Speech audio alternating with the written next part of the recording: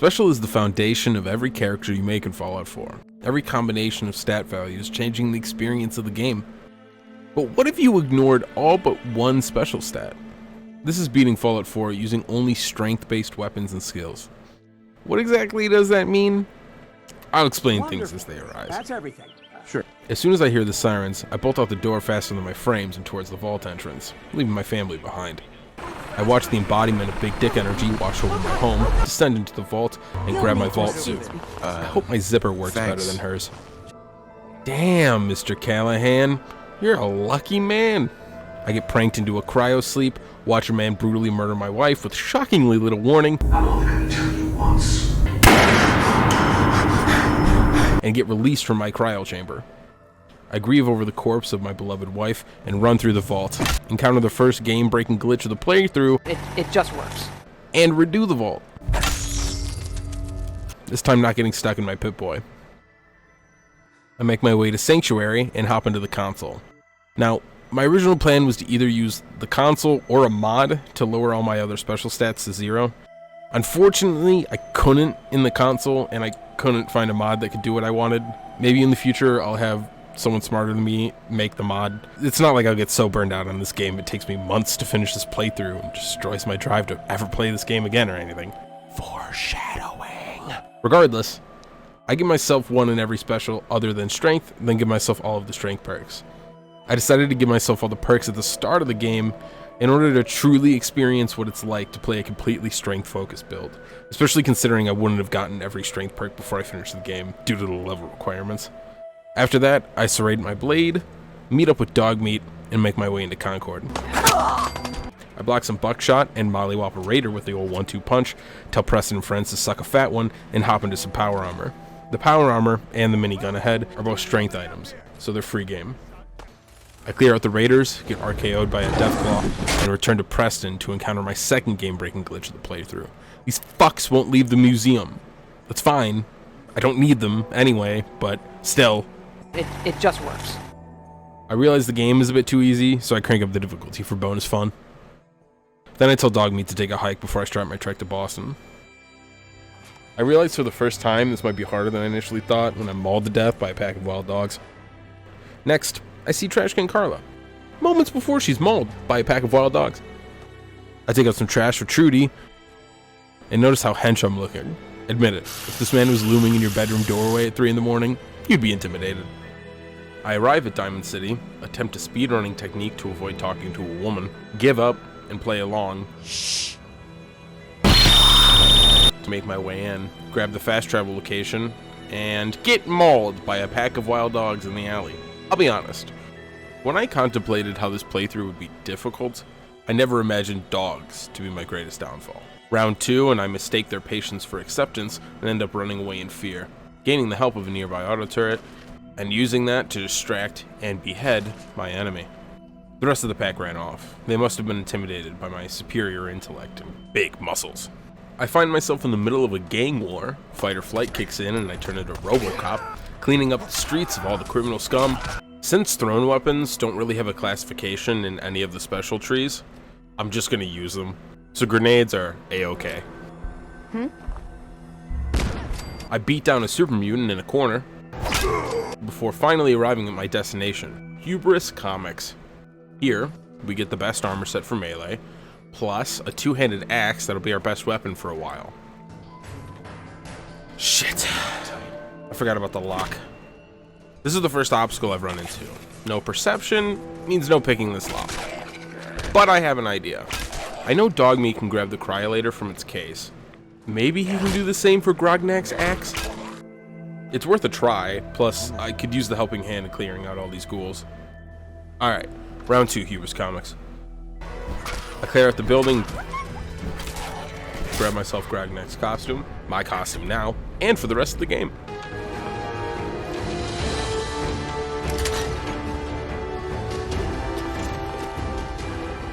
What? What the fuck? It just works. With the building cleared, it's time to try this out.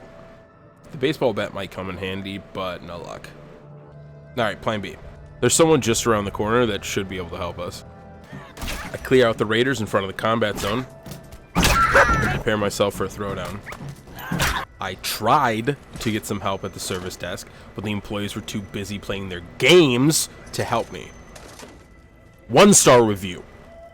All these people may have been willing to die to spend time with Kate, but today,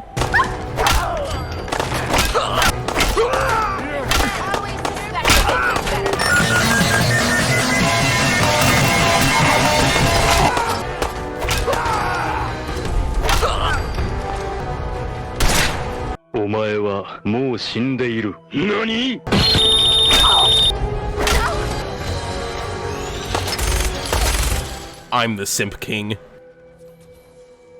To hell with him. More'll come. Just need a quick breather and I'll be ready to go. A breather? What? So you can slam more of that junk into your arm? You're a real son of a bitch. You know that, Tommy? I teach Tommy a lesson for disrespecting my queen. Back to Hubris we go, and in seconds, Kate has picked the lock and stolen my heart. She's done so well, she deserves a new drip. Damn, girl, you a Kit Kat bar? Cause I wanna snap you in half. With all that out of the way, we need to head back to Sanctuary and upgrade my arsenal a bit. I return to Diamond City. I heroically save a man from a deranged lunatic. Don't shoot, for God's sakes, we're family! It's hard for me to do, and I don't enjoy a single second of it. But I'll do what I must to keep this city safe. Thank God Diamond City has a protector like me watching over it. Next, I decide to gaslight a reporter. So here's the deal. I want an interview. Your life story in print. You do that, and I'll tell you what. I'll come. Here's your headline. Local man says no. Gonna be like that, huh? Smart ass. For the last part of our interview, I'd like to do something different. I want you to make a statement to Diamond City directly. What would you say to someone out there who's lost a loved one but might be too scared or too numb to the world to look for them? I don't know. Good quote. Thanks, Blue. That's everything. And she thanks me by telling me to save a friend or something. Thanks. I make my way into the subway to save Nick from your boy Skinny penis. I run through his men like a train, or I guess in this context, a subway.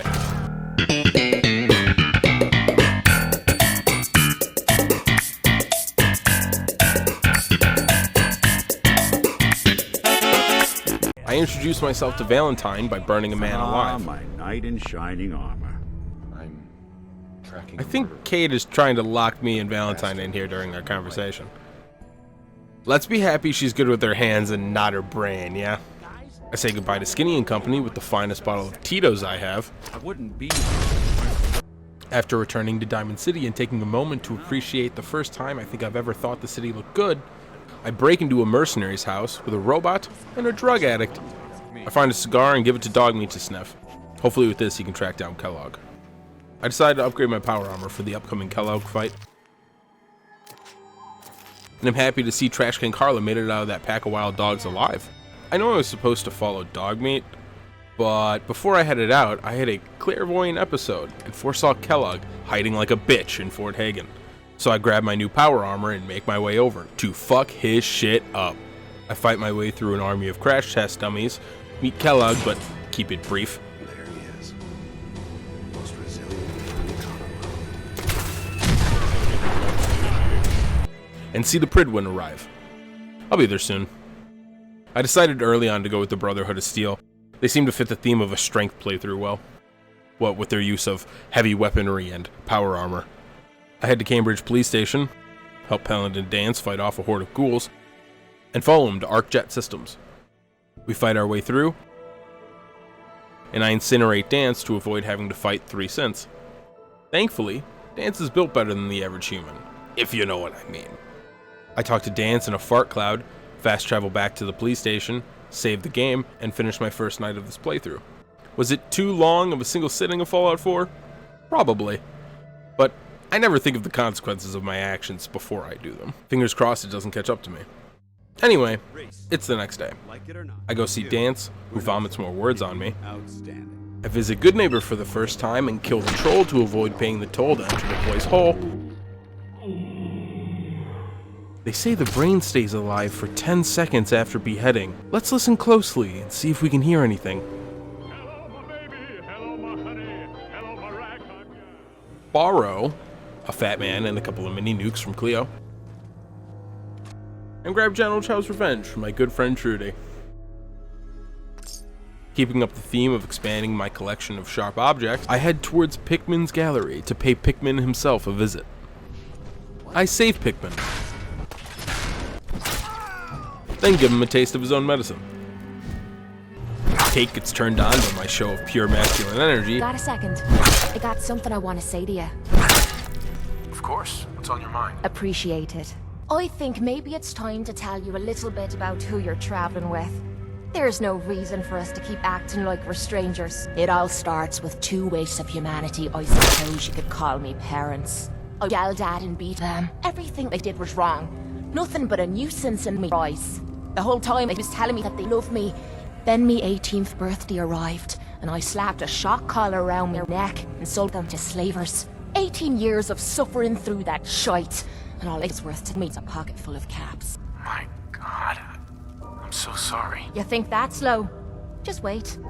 The story gets much worse. Easy to blame me charming personality on me parents. They was with those slavers for 5 years. After 5 years, they'd finally pocketed enough to buy their own way out of there. It took every ounce of patience I had, but instead of heading off to try and repair the shambles of me life, I gave in to me rage and I headed home. You can imagine the look on me parents' faces when I kicked open their door. What you can't imagine is what they looked like after. After I emptied me gun into them. I'm always here for you, Kate. There's nothing you can say that would ever change that. Oh, well, that's not what I expected you to say. Sorry. I didn't realize you cared that much about me. It feels good to know if I need you, you'll be there for me. And I'll always be there for you, too. Good, Kate. You better be. And I pick up my reward, Pikmin's blade. On my way to Dunwich Boars to get yet another melee weapon, I run into my most fearsome foe yet, Mirelurks. This fight took more effort and planning than I'm willing to admit, but my brain did the impossible and beat the sheet. I discover you don't need to remove any ribs to auto-fellatiate as I blow myself to completion. Next, I'm ambushed by a gaggle of synths. The Caesar has marked you for death, and the Legion obeys. Ready yourself for battle. I arrive at Dunwich Boars. Absolutely nail my mini nuke shot on the first try.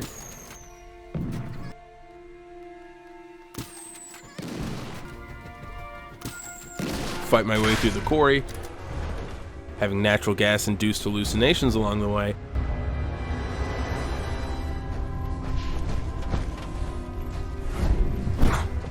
And dive into a pool of stagnant water to get myself to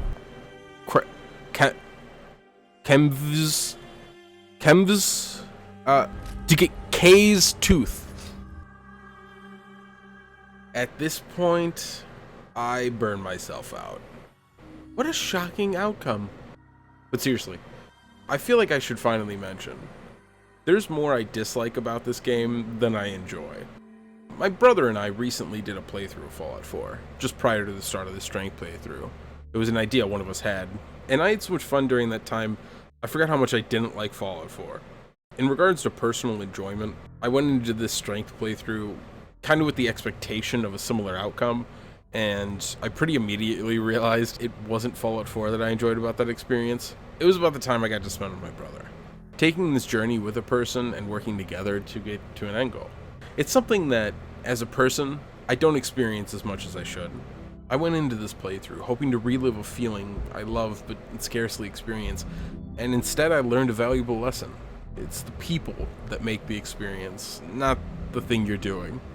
Plus, playing Fallout 4 made me intensely crave a good Fallout game, so I went back to my recent New Vegas playthrough. It had been such a long time since I'd played through New Vegas that I did a complete run, and I'm on the DLCs now. Just about to start Honest Hearts. A week and 3 DLC packs later, and we head to Dan's. He's finally bringing us to the Prydwen. I meet Maxon for the first time. He's so boring I start running circles around him to entertain myself. I borrow a set of power armor, as well as everything not nailed down in the armory, thanks to Kate. Maxon sends me to secure a nuclear missile stockpile from an army of supermutants. Alone, for some reason. Fuck you, Maxon. We arrive by vertibird to the island, where I mow down most of the enemies with the minigun before we even land, and I make my way into the building. Nice collateral. This was easier than I thought it would be. Ah, Jesus, Danse! Don't scare me like that! I almost hacked you to pieces! I don't really know what to do at this point. I think maybe it's time for Virgil, so I make my way over to his dank cave. On my way, I stumble across a cottage I've never actually seen before, so I decide to look around. Cool place. Very big underground base.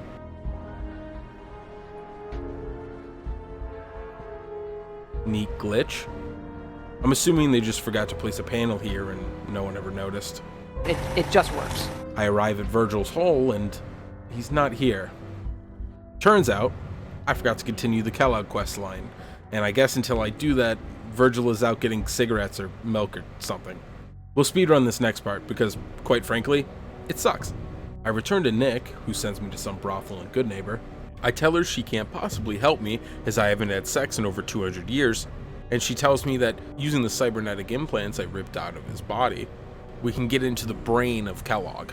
I sprint past Kellogg's life story to learn the Institute has my boy, and what's worse is Kellogg has kidnapped another kid, around 10, whose name is also Sean. What is the Institute planning to do with all these children named Sean? I plan to find out and get my infant back. Alright, back to Virgil. He tells me, if I want to get into the Institute, I need a Courser chip. I hunt down a Courser at Green Tech Genetics and ascend the building, slaughtering gunners along the way. Cut down the Courser and his criminal prisoners. And since I'm with the Brotherhood, I can't let this synth live. I guess I don't really have a choice.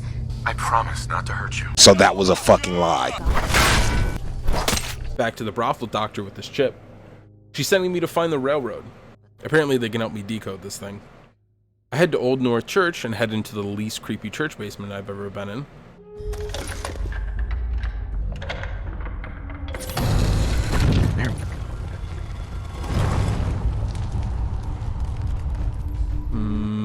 This dark room feels like a trap. Let me just... Hostiles! Get on the ground! What you gonna do? What you gonna do when they come for you? Bad boys, bad boys. What you gonna do? What you gonna do when they come for you? When you stop resisting! I don't care what any board says. I think I'd make a great cop. I analyze the chip. Time to pay Virgil a visit. Virgil gives me the blueprints to build the transporter. Now all I need to do is find someone with mechanical expertise who would also benefit from gaining access to the Institute. Under normal circumstances, this might be a challenge, but I have friends in high places. Maxon agrees to help me, so I head to Goodsprings to build the staging area.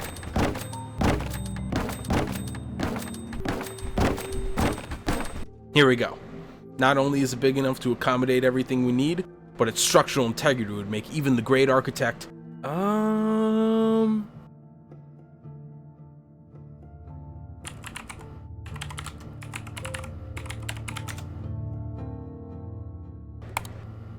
Frank Lloyd Wright busts in his briefs. Maxon tells me I need to find and recruit a Dr. Lee. I step onto the platform and get transmitted into the Institute, where I load in the network scanner before taking the elevator down.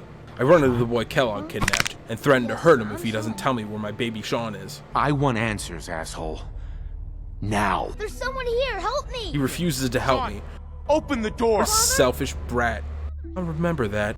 I'll kill you for this. An old man comes into the room and claims to be my son Sean, but that's impossible. Sean is an infant. He drolls on about something or other, but I just ignore him and walk off. I explore the Institute, treat myself to a new helmet, and meet Dr. Lee. Doctor. I convince her to turn her back on everything she believes in and return to the Brotherhood. Services of Dr. Madison Lee. I grab the serum to turn Virgil back into a human, so I can more easily kill him later for his crimes against the Brotherhood. I return to Ingram at the airport to give her the network scanner report, and I head up to Maxon. I complete the mission. Kate and I celebrate. I return to the ground to meet with Dr. Lee about Liberty Prime. Kate admits to me she's a drug addict. I change my menu and HUD colors to match my new light bulb color. If you have a problem with that, fuck you. And head to Vault 95 to help my girl Kate with her problem. I struggle through the gunners in and outside of the vault.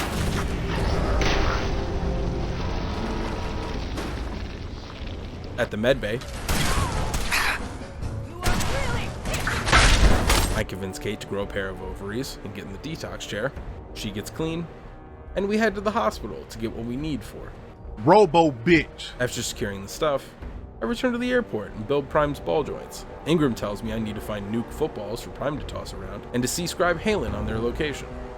I meet up with Halen, and she sends me back into the glowing sea. Might have taken a wrong turn somewhere. Pretty sure that's a Pyramid of Giza. Oh, wait, no, that's the missile vault. I make my way through, meet a zealot, cut him down for wasting my time, and run into the third game-breaking glitch of the playthrough. Henry's body decided to fall through the floor, into the locked room I needed to get into with the password he had on his body. It just works. Thankfully, I'm on PC, so I can just cheat to fix this problem. I mark the nukes for pickup, struggle to get Kate on an elevator. I'll get it done. Go there. Okay, move here. No problem. Okay, go. Over here. Yep, Move got it. here. Yep, Here. I've got it. Head over there. Go there. I'm on it. And return to Ingram to finally get Prime online. I should not have to say no name, but it speak for itself. It go by the name. Ingram thanks me and tells me to report to Maxon. Maxon informs me that Dance is a synth. I get Dance's location, execute Scribe Halen for loyalty to the enemy and betrayal of the Brotherhood, and head to Dance's last known location. On my way, I come across a vile, rabid, vicious group of feral ghouls and barely make it out alive.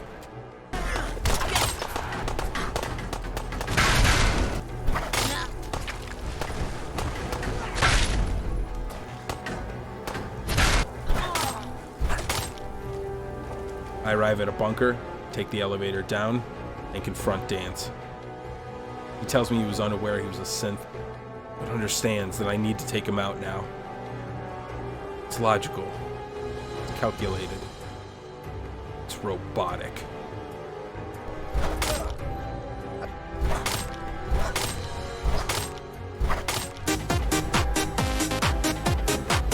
I return to the Pridwin and am told I need to wipe out the railroad.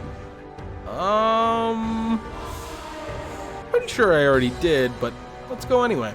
I run through the railroad HQ, take out some stragglers, confirm my earlier kills, and return to the Pridwin.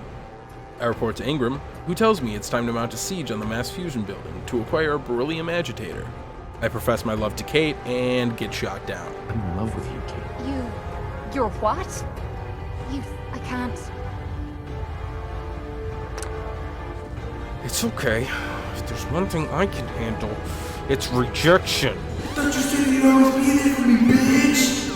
I didn't like you anyway, you're a dumb cow, you fat whore. Thankfully, there'll be plenty of people to kill at Mass Fusion to release some of this intense rage I'm feeling. I light up the Mass Fusion roof like it's Christmas, ride the world's slowest elevator,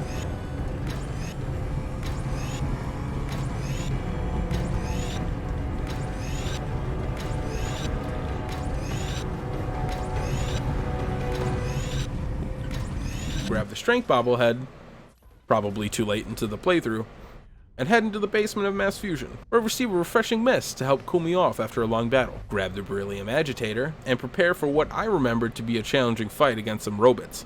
After one suicide by nuclear meltdown, I'm out.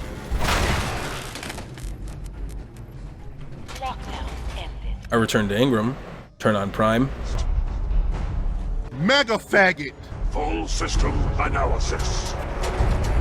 All systems powered. fall behind him, slowly wade through some water, blow up a vertibird with my mind for fun.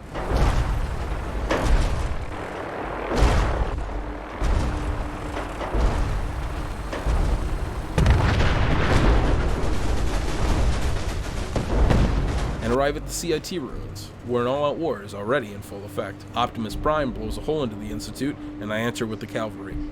Remember, no survivors. These bastards massacred my boy. I'm sorry, Harambe. I confront the old man. He finally admits to me that he sold Sean to the Hollywood elites, who sacrificed my boy to their gods, and drank his baby blood for continued immortality. I knew it. It's the classic story. Should have seen it coming from a mile away. I make the Pretender pay for the atrocities he committed against my son, as well as his foolish attempt to impersonate him. I head down to the reactor, where we kill them all. My leg!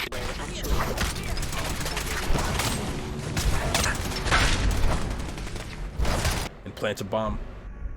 I've always thought Boston would look better with a massive fucking hole in the middle of it. After the bomb is planted, we're transmitted to the exit.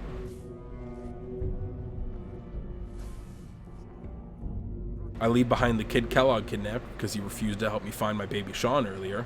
Please don't leave me here. I want to go with you. You're not going anywhere with me. But you can't just leave me here. I don't want to die. Hang on. You're telling me you'd leave that kid here to die? He was rude and dismissive of me. Are you kidding me? I don't even know what to say. Except that they deserve what's coming to them. I'm transmitted to the top of Mass Fusion.